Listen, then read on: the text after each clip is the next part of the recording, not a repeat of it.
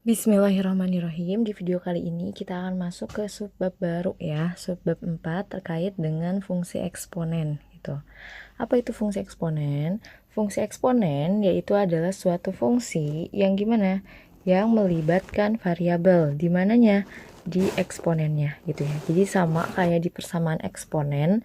Kalau di persamaan eksponen itu kan persamaan gitu ya, memuat tanda sama dengan. Di pertidaksamaan itu memuat tanda-tanda ketaksamaan gitu ya, dan syaratnya pangkatnya itu kan harus ada variabelnya sama gitu ya. Di fungsi eksponen juga sama, di pangkatnya atau di eksponennya itu harus ada yang namanya variabel gitu ya.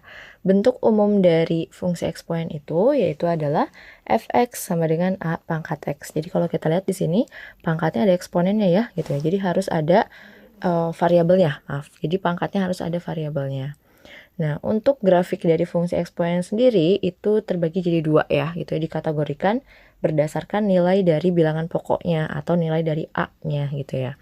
Kalau misalkan yang pertama, kita punya A-nya itu adalah di antara 0 dan 1, atau bisa kita bilang pecahan ya, 1/2, 1/3, dan seterusnya gitu ya. Maka bentuk grafik dari fungsi eksponennya itu adalah kurang lebih seperti ini gitu ya. Kalau kita lihat gitu ya, grafiknya yang pertama domainnya, domain itu yang X-nya ya, daerah asalnya. Daerah asalnya itu boleh dari negatif tahingga sampai tahingga gitu ya. Jadi semua elemen bilangan real itu boleh gitu ya, karena terus membesar gitu ya. Kemudian untuk range-nya gitu ya, range-nya kalau kita lihat hasil dari grafiknya juga gitu ya, dia batasannya itu dari 0 sampai tahingga gitu ya. Jadi paling kecil itu 0 dan paling tinggi itu tahingga, jadi dia boleh memanjang ke atas. Tapi paling kecil itu 0, dia nggak mungkin grafiknya itu sampai menyentuh Y-nya negatif, jadi nggak mungkin sampai ke bawah, kecuali kalau bentuk grafiknya nanti diubah gitu ya.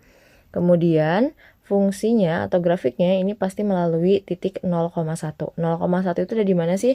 0,1 itu ada di sini gitu ya. Jadi pasti grafiknya memotong sumbu Y gitu ya. Di mana? Di 0,1 titiknya gitu ya. Kemudian kalau kita lihat fungsinya, ini fungsinya turun gitu ya. Dari kiri ke kanan gitu ya, ini fungsinya turun ya. Fungsinya turun. Kemudian sumbu X sebagai asimtot datar gitu ya. Kalau kita lihat yang dimaksud dengan asimtot itu adalah suatu garis gitu ya, yang selalu didekati oleh kurva tapi nggak pernah menyentuh gitu ya. Garisnya itu yang mana? Garisnya itu yang ini, sumbu X-nya. Jadi sumbu X itu garis, ada suatu kurva, kurvanya yang ini ya, fungsi eksponen tadi.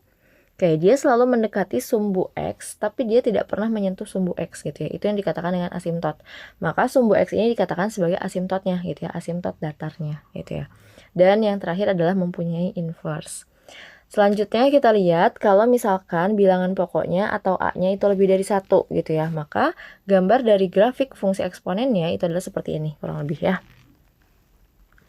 Oke, domainnya itu boleh di negatif tahingga sampai tahingga, jadi terus membesar.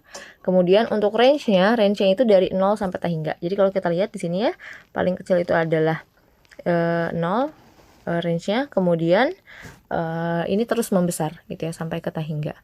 Dan kalau kita lihat dia grafiknya juga melalui titik 0,1 atau artinya memotong sumbu Y di mana? Di 0,1 ya di sini. Kemudian fungsinya naik. Kalau kita lihat dari kiri ke kanan dia selalu naik ya, fungsinya ke atas.